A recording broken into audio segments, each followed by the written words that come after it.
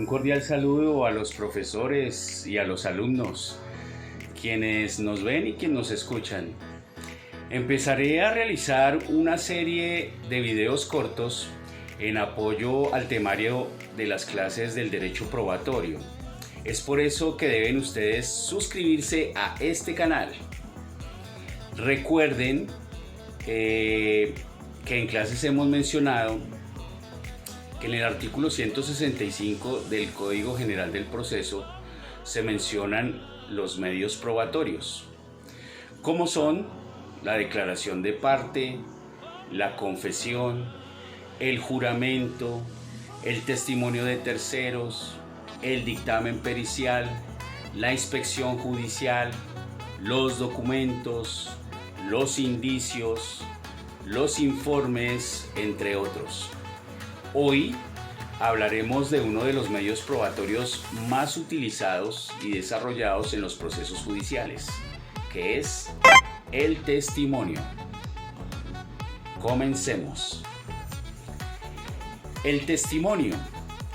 El testimonio es la declaración que realiza un tercero ajeno a la controversia, a la litis, sobre algo que ha percibido de manera directa por cualquiera de sus 5 sentidos. Hay que hacer una distinción entre el testimonio y el interrogatorio como la declaración que realiza el perito con su dictamen pericial. Entonces, con el interrogatorio, este es realizado por una de las partes involucradas dentro del proceso, mientras que el testimonio lo hace un tercero ajeno a la litis. Con el interrogatorio se busca la confesión, mientras que con el testimonio se va a conocer los hechos que sucedieron o se aclaran los mismos. El testigo, en este caso, no confiesa. Ojo con eso, el testigo no confiesa. Sin embargo, hay que señalar frente al tema del interrogatorio de parte que con el Código General del Proceso, en su artículo 372, en la audiencia inicial, uno de los pasos procesales que se imparten en dicha audiencia es el interrogatorio a las partes. En su práctica se va a buscar la confesión, por supuesto, pero sobre aquellos hechos que no son susceptibles de confesar, se producirá por la parte una declaración de los hechos. Miremos ahora con la declaración del perito. El perito, cuando es llamado a declarar, a este no le constan los hechos. Pero recuerden que el perito es conocedor, poseedor de un arte o de un oficio o profesión.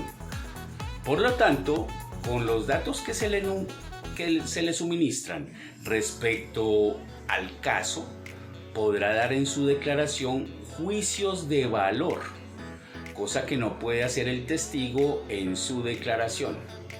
Ahora, si el testigo es único como medio probatorio en el proceso, es irreemplazable, mientras que el perito, pues sí lo sería.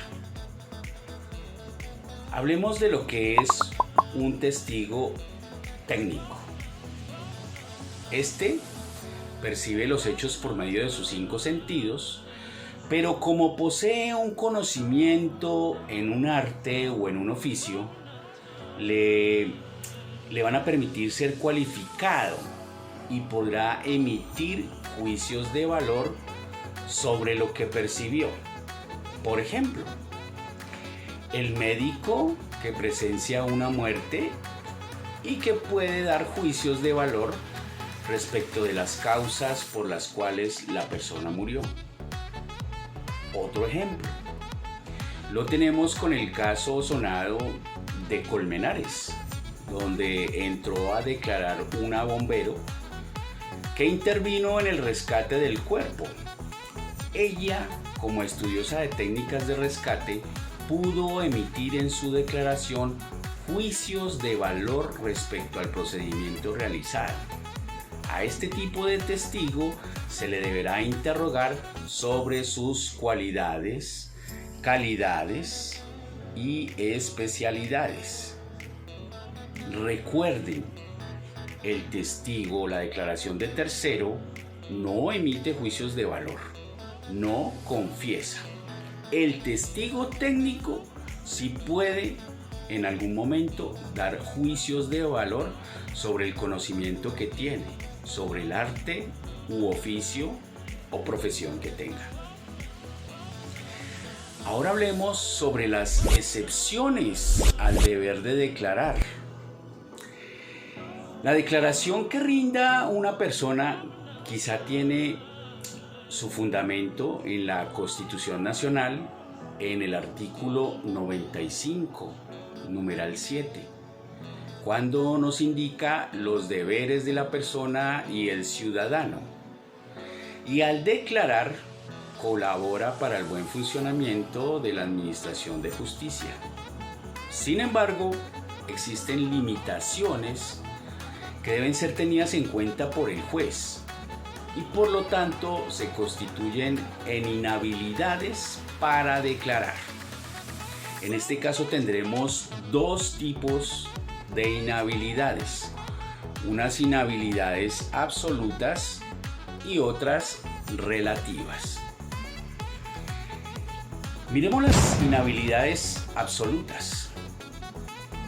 Las absolutas serán los interdictos por causa de discapacidad mental absoluta y los sordomudos que no puedan darse a entender de ninguna manera.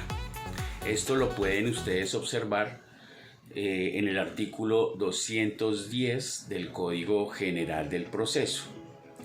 Antes, el Código de Procedimiento Civil daba también como inhabilidad absoluta las declaraciones que daban los menores de 12 años.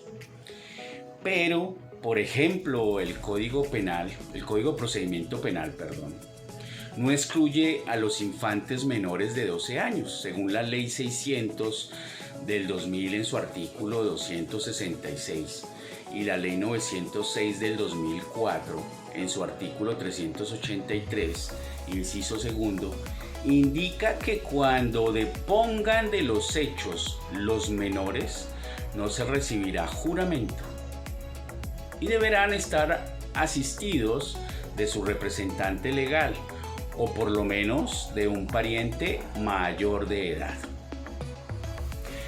Con el Código de Infancia y Adolescencia, Ley 1098 del 2006, señala que las declaraciones de los niños, niñas y adolescentes podrán tomarse como con la presencia del defensor de familia. Y previamente a su declaración, el fiscal o el juez deberá enviar el cuestionario a este. Entonces el Código General del Proceso, teniendo en cuenta estas circunstancias, pues suprimió hoy en día esta inhabilidad. Hablemos ahora de las inhabilidades relativas. Las encontramos en el inciso segundo del artículo 210 del Código General del Proceso de la siguiente manera. Los que al momento de declarar sufran alteración mental o perturbaciones psicológicas graves o se encuentren en estado de embriaguez, sugestión inóptica o bajo estado de alcohol o sustancias estupefacientes o alucinógenas. Eso quiere decir que en este caso el juez o alguna de las partes en su momento podrá realizar en este caso la tacha de este testigo teniendo en cuenta esas circunstancias. Por ejemplo, llegó en estado de embriaguez de tal suerte que le va a ser imposible dar su declaración. Entonces el juez en este caso lo inhabilita, pero podrá señalar nueva fecha y hora para que vuelva y deponga, realice su testimonio observando que tendrá que venir pues sin ese estado de embriaguez. Bueno, el mismo artículo señala que las demás personas que el juez considere inhábiles para testimoniar en un momento determinado de acuerdo con las reglas de la sana crítica. ¿Qué quiere decir esto? Quizá de pronto podemos encontrar que el testigo presenta un cansancio excesivo, presenta insomnio o, por ejemplo, un dolor agudo, que le impide en este caso rendir su testimonio. De tal suerte que el juez entrará a determinar esa inhabilidad relativa y señalará fecha y hora para que vuelva la persona y pueda realizar su testimonio tranquilamente una vez haya pasado esa situación, ya sea de cansancio, insomnio o dolor agudo que pueda tener la persona. Otro tema. Hay excepciones en este caso al deber de testimoniar. Y eso lo podemos observar en el artículo 209 del Código General del Proceso. Allí nos va a señalar que no están obligados a declarar a aquellas personas que se les ha confiado o llegado a su conocimiento hechos por razón de su ministerio, oficio o profesión. Ejemplo, los ministros de cualquier culto, los abogados, los médicos, los enfermeros o enfermeras, los laboratoristas, los contadores con relación a los hechos amparados legalmente por el secreto profesional o cualquier otra persona que deba guardar secreto. En el Código de Procedimiento Penal podemos observar en el artículo 385 en la ley 906 del 2004 que indica quiénes se encuentran bajo alguna enfermedad o bajo alguna calamidad, fuerza mayor o caso fortuito, pues en este caso no tendrán el deber de declarar. Asimismo, ese artículo aparece, por ejemplo, el trabajador social respecto de su entrevistado, el clérigo con sus feligreses, el contador público con sus clientes, el periodista con su fuente y el investigador con su informante. Entonces, en este caso, esas personas tendrán la excepción al deber de testimoniar. Todo ello cuando legalmente se debe guardar secreto. Y podremos observar un último tema, que es la tacha del testigo. La tacha del testigo no es otra cosa que el cuestionamiento que se le realiza respecto del testigo, bien sea por sus calidades personales, por sus relaciones afectivas o convencionales que tengan en relación con las partes. De modo que se evita que su declaración pueda estar influenciada por elementos ajenos a su simple percepción, lo que lo forma, digámoslo así, como sospechoso o un testigo, digámoslo así, no imparcial, ¿verdad? Eso ustedes lo pueden encontrar en el artículo 211 del Código General del Proceso. Cuando estamos frente a las inhabilidades del testigo, las absolutas, artículo 210 ibidem, es decir, del Código General del Proceso, la tacha podrá realizarse por escrito antes de la audiencia para la recepción del testimonio u oralmente dentro de ella. Ahora, la tacha que afecte la imparcialidad del testigo podrá formularse antes o durante el testimonio y deberá ser apreciada al momento de fallar, es decir, cuando el juez esté valorando la prueba. Puede ser fundamento de la tacha, por ejemplo, la inhabilidad del testigo, o las relaciones afectivas o comerciales con las partes. La preparación previa, por ejemplo, en el interrogatorio, o si el testigo, por ejemplo, sigue libretos. Y también cuando hay incongruencias entre los hechos narrados. Entonces, cualquiera de estas circunstancias podrán ser fundamento para que usted llegue a tachar el testigo.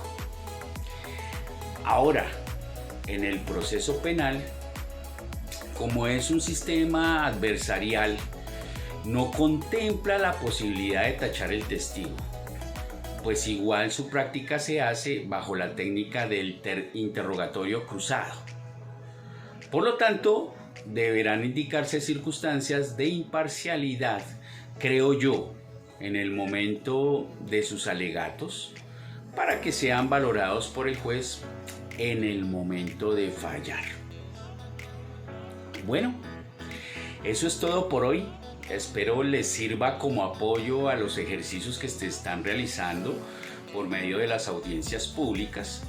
Y de nuevo espero que se puedan suscribir al canal para seguir con el apoyo a sus clases. Y quizá de pronto también sirva para su vida profesional. Posteriormente estaré desarrollando otros cortos videos sobre el mismo tema, de pronto cómo se practica el interrogatorio al testigo. Saludos, nos veremos pronto.